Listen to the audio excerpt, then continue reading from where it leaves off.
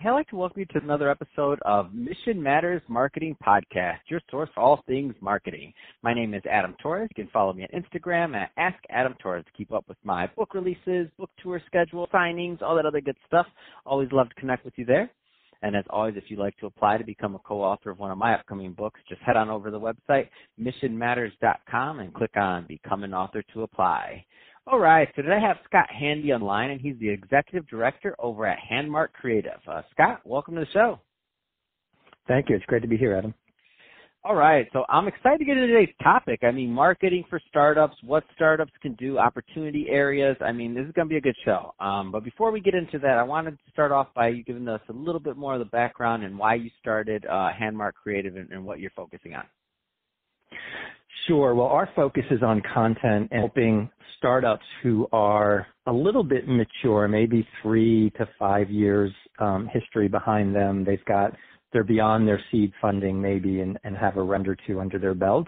And they're looking really at growth and how they can scale their content to help support and fuel and enable that growth. So we've started to really focus on that niche, and we go across industries, across verticals, because I think what we have to share is relevant whether you're a technology company or whether you're a retail company or a bakery or whatever it is, that content can help any startup in any vertical to drive their business growth, especially at that stage of their life cycle. That's awesome, and I think it's a great transition too. Let's go further into some of those opportunity areas that you see. So, I mean, we're looking at segment. They obviously have a product. They obviously have sales. They're growing, and now they have to start thinking a little bit more heavily on content and what that means. What do you think are some of the challenges at this pivotal point of growth for these companies? Sure. I think a big one is developing a strategy. Is what are you trying to do with your content, and what realistically do you want your content to do for you and your business? And at this stage, a lot of companies have either outsourced their content entirely, or they might have a relatively junior person internally who either handles it full-time, and that's their full-time role, or maybe it falls on them and they have other roles within marketing to do as well. And so content is just one of many hats that they have to wear. And the problem is that a lot of the content then gets created in a sort of slapdash manner, and there's something that comes up last minute and they need a piece of content for it, and it gets put together really quickly and without a lot of thought of how it's going to be used in the long term, and it's just put together very quickly for this one short-term use. And so over time, then you have a lot of content that's disparate and it doesn't work well together. It may even be contradicting itself in certain areas. You've published a blog post 6 months ago that says something entirely different than a blog post that you published this week. And so over time, those things can expose you, and it can expose weaknesses within not just your content, but your marketing and your business strategy as well. So taking a really good look at the strategy of why you're doing content, what you want your content to do, and then how you can measure it, whether it's successful or not. Let's talk about what makes content good.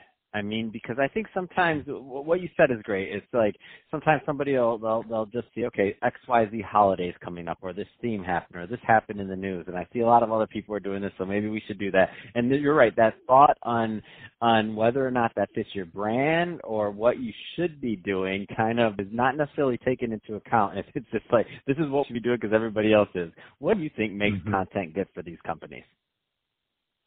It has to resonate with your target audience, your prospects, and your customers. And so ultimately, it's the quality of the information or the messaging that you're providing.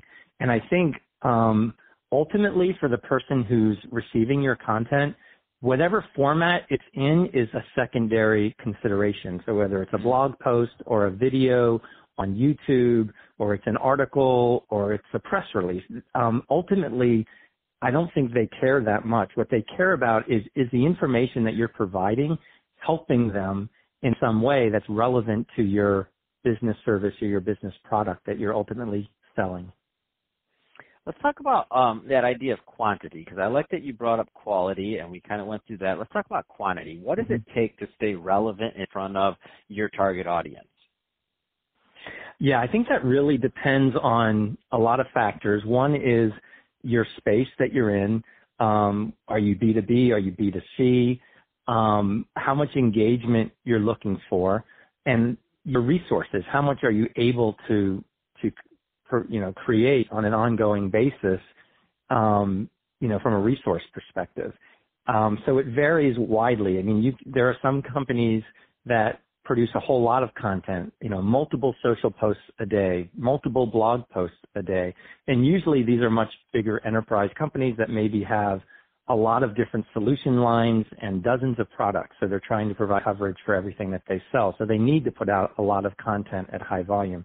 But if you're a small company that has basically one product or, less than 5 products, say, but they're all related and they're all in the same vertical and industry, then it probably doesn't do you much good. There's a point of diminishing returns if you start just trying to crank out content at such a high volume.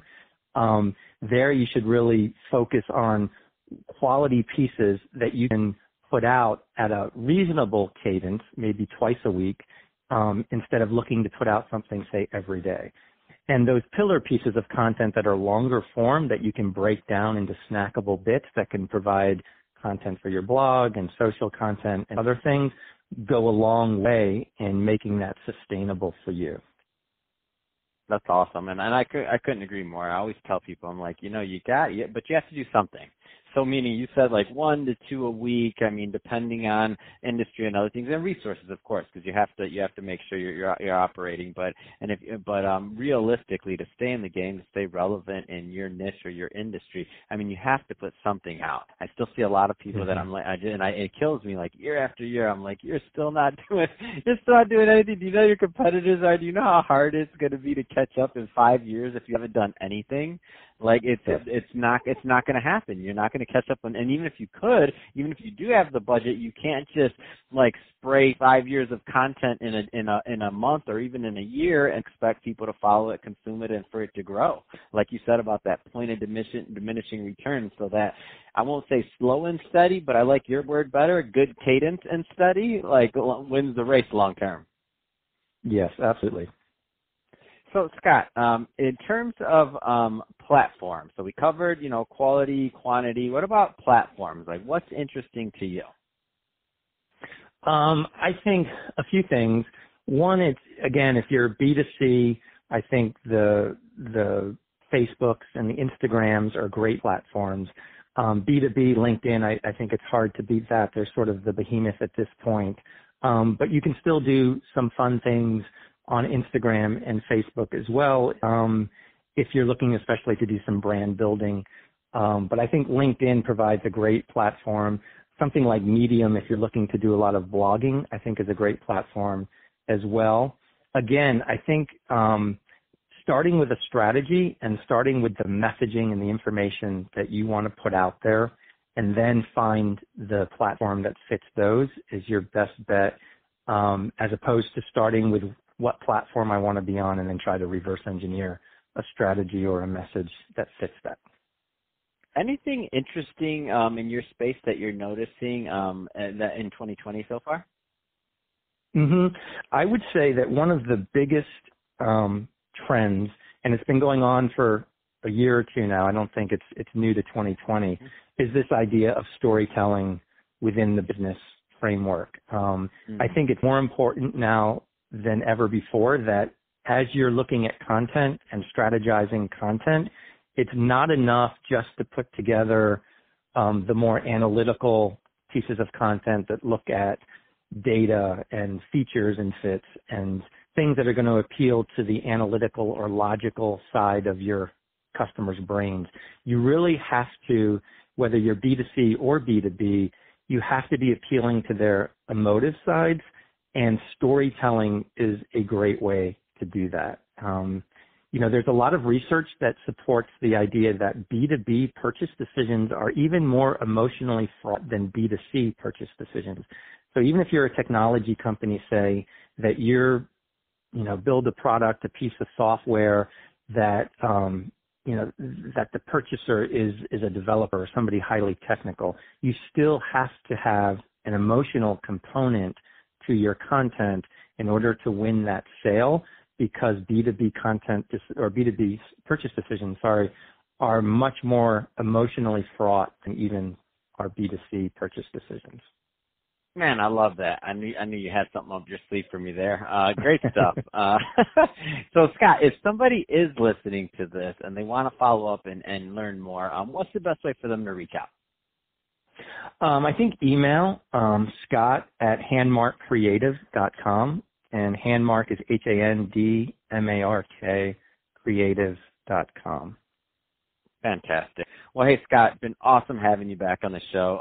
And a pleasure, as always, catching up with you and learning more. And congratulations on the company and all the great work you're doing there. So congrats on all that.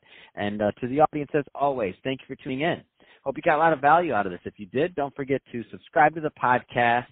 Leave me a review on the Apple iTunes Store. If you're watching this on our YouTube channel, Mission Matters Marketing, definitely give us a subscribe there and leave us some comments in the comment section on the video. Love to continue the conversation over at the YouTube community and let us know what's interesting to you in marketing in 2020 so far.